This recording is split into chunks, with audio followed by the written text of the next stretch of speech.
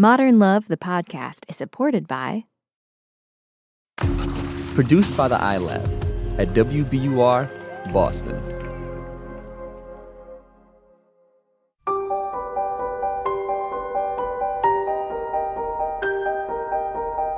From the New York Times and WBUR Boston, this is Modern Love. Stories of love, loss, and redemption. I'm your host, Meghna Chakrabarti.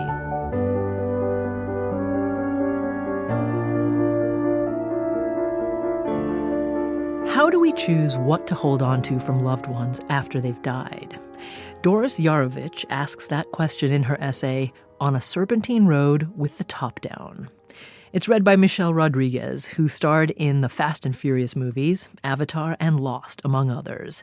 You can see her alongside Viola Davis in the new movie, Widows.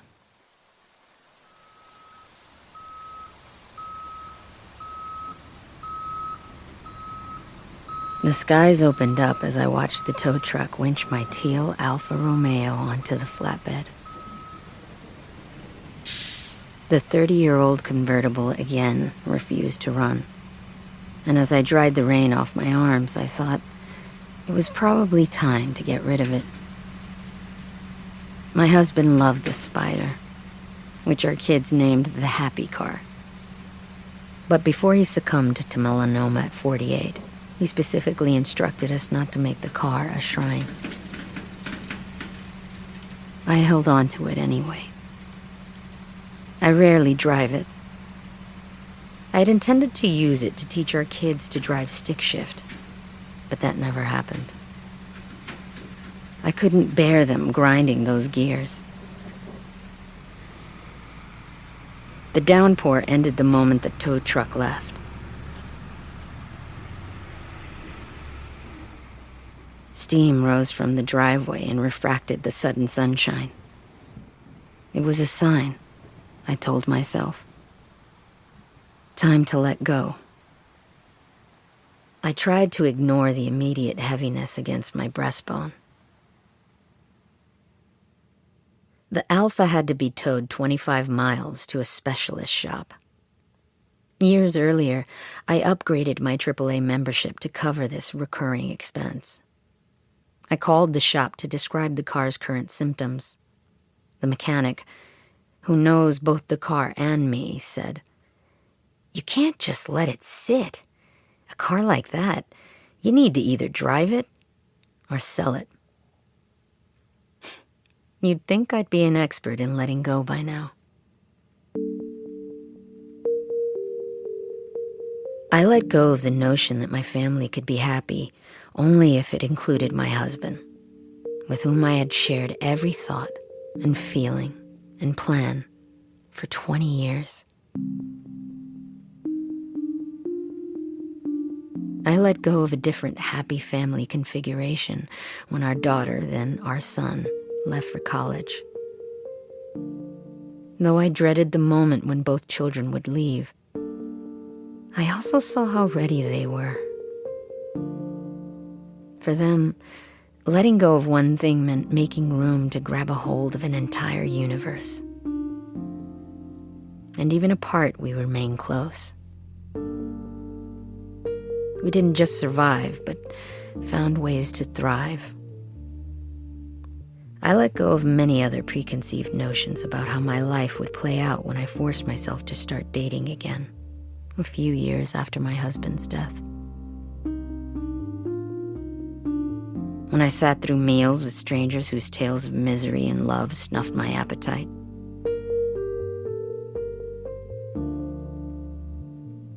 Each week in yoga, I obediently let my limbs go heavy when the teacher says, "Begin to practice the art of letting go."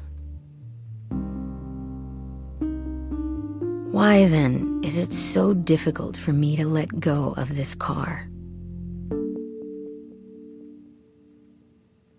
Part of the answer came a few weeks later, when on a cloudless September afternoon, I retrieved the Alpha from the shop. I was appalled at the bill and began composing for sale ads in my head. But as I drove, The breeze warmed my cheeks. The swamp sunflowers popped in yellow clusters that I'd failed to notice from the confines of my sensible sedan. There was still a hint of honeysuckle in the air. I downshifted, and the car hugged the clover leaf coming off the highway. The motor hummed. The seat embraced me. Both hands, both feet, my entire body, all engaged. No fiddling with the cell phone or radio. Just me and the car and the road.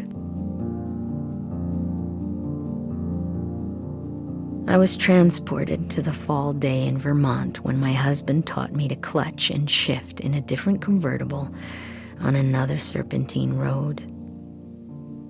I was studying for medical school exams. We had no money, but we splurged on a bed and breakfast. That was how he was. Hardship didn't stop him from plunging into things he loved.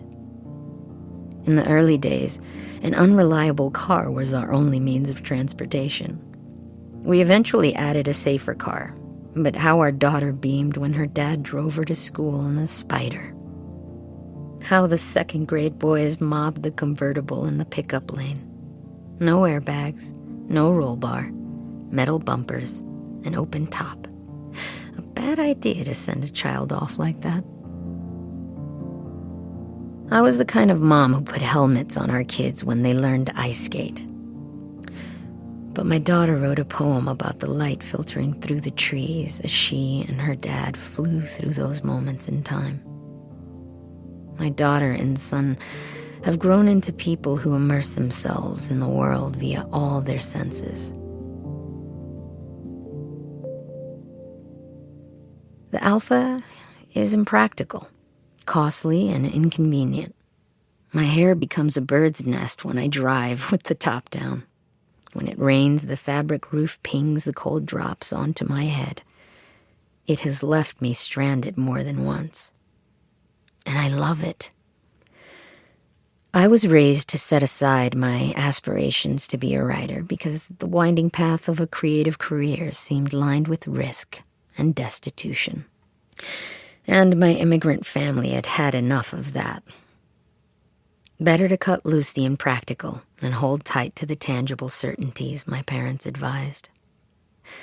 My husband, raised in similar circumstances with similar expectations, somehow flouted the conventional notion of what was worth holding on to or throwing away.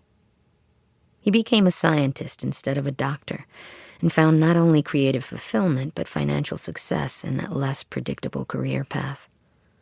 His grad school student loans partly subsidized flying lessons, and he later flew me to Ocracoke, North Carolina, in a twin-engine Cherokee Warrior, landing on the grass strip beside the shimmering beach, extinguishing the fear of flying I'd developed aboard much safer commercial jets. He took safety seriously. We delayed flying back if the weather turned. He didn't take foolish risks, but he inspired reasonable risks. He encouraged me to keep writing and working part-time as a physician, even if it meant it would take us longer to repay student debt. He left letters for our kids, urging them to refrain from bitterness or fear because of his fate. Remain open to the vast beauty around you, he told them. Engage. And when your mom meets someone new, as I hope she will, try to be open to him. I did meet someone new a few years ago and had to let go in a host of unexpected ways.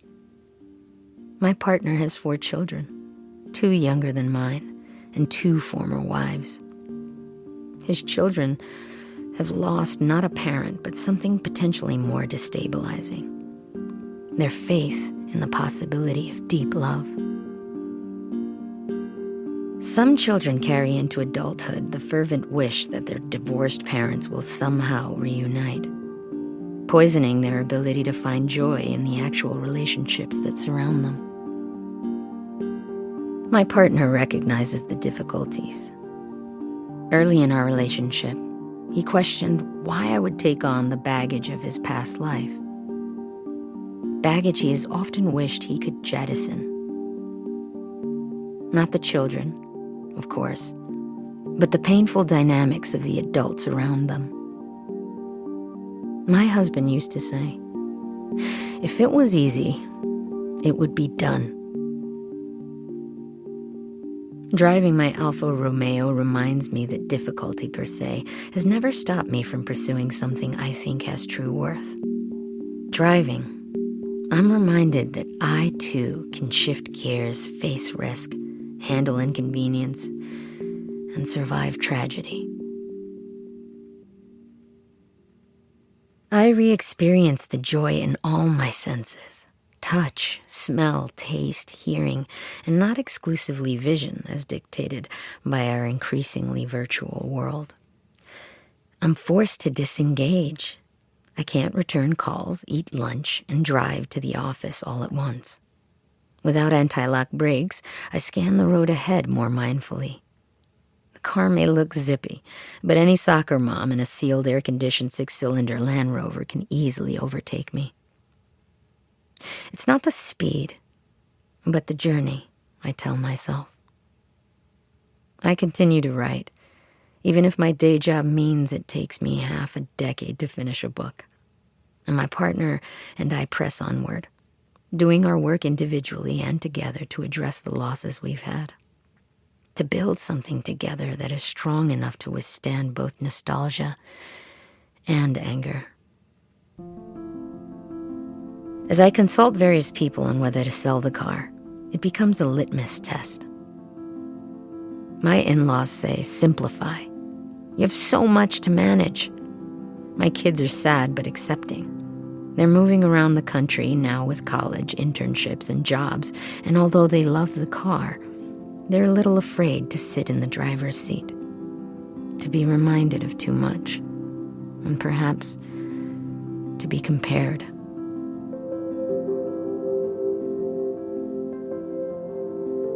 My partner, eyes misting, says, you love that car, and your husband was an extraordinary man.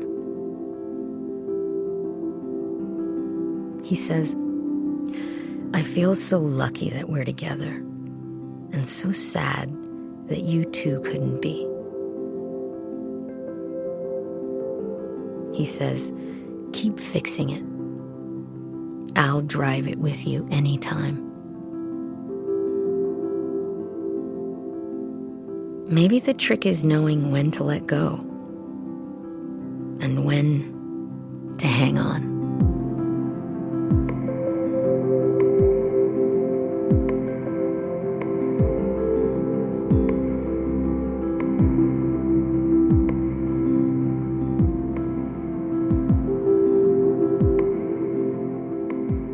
That's Michelle Rodriguez reading Doris Iarovici's essay On a Serpentine Road with the Top Down. We'll catch up with her and learn what happened to the Alfa Romeo after the break.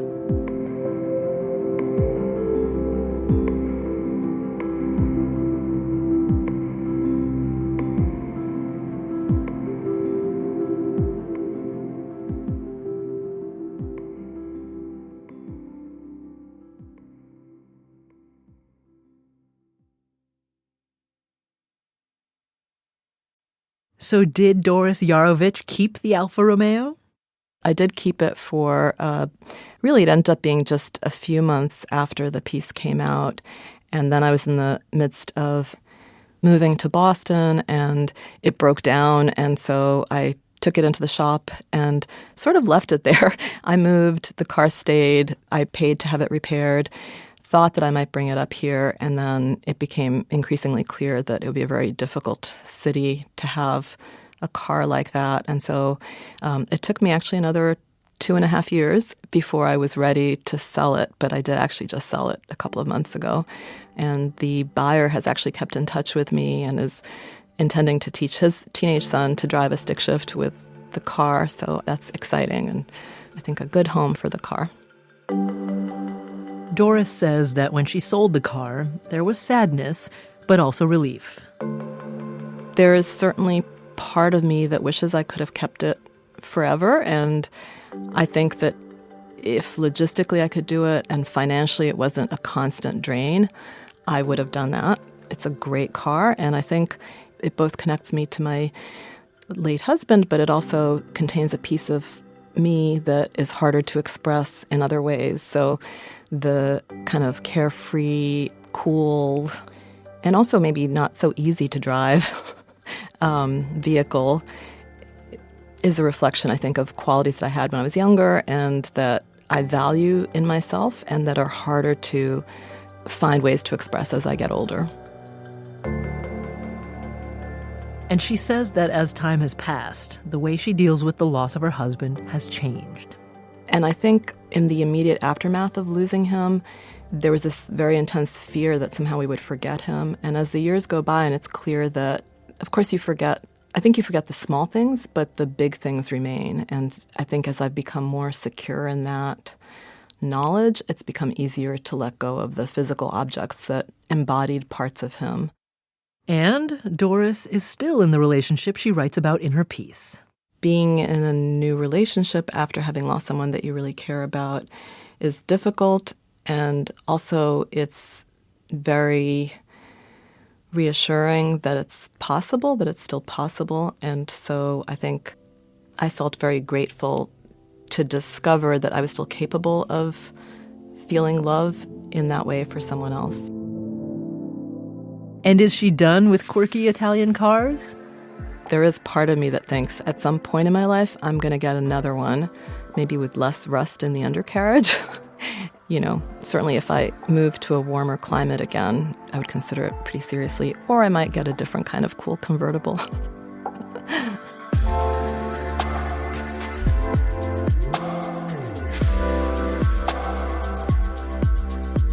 That's Doris Iarovici. She's a psychiatrist living in Boston, and she's just finished a novel and is at work on a memoir. We've got more after the break.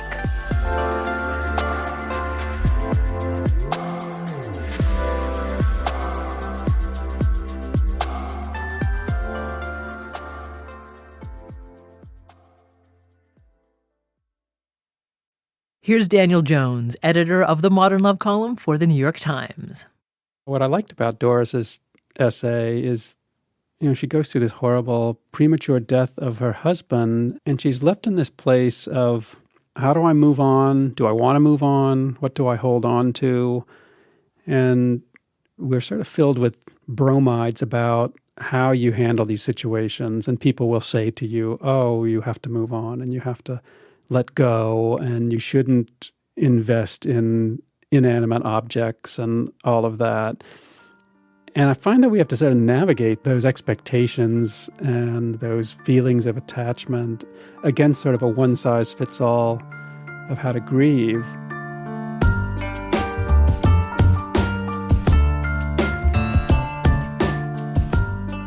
Next week, Stanley Tucci.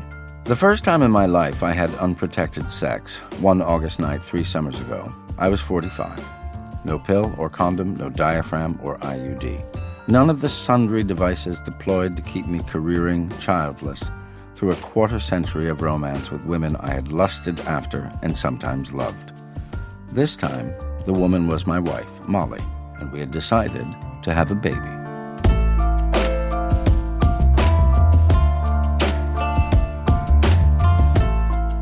Modern Love is a production of the New York Times and WBUR, Boston's NPR station. It's produced, directed, and edited by Jessica Alpert, Caitlin O'Keefe, and John Perotti.